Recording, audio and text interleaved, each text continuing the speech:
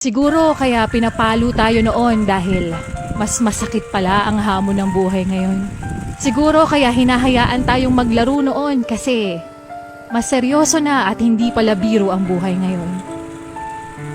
Siguro kaya yung mga magulang natin, ayaw tayo malingat sa paningin nila noon dahil inaabot ng buwan o taon bago ka nila makasama ngayon.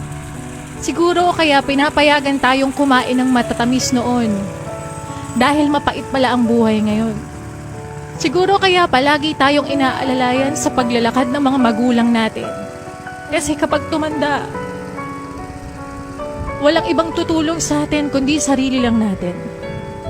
Siguro kaya masaya na tayo sa 10 piso noon dahil hindi mo pala basta-basta mabibili ang mga gusto mo ngayon.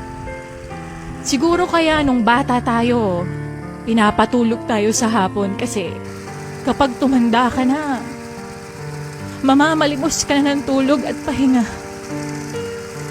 Siguro kaya pinapakain tayo ng masustansya noon para sa pagtanda mas malakas nating haharapin yung mga pagsubok ng buhay.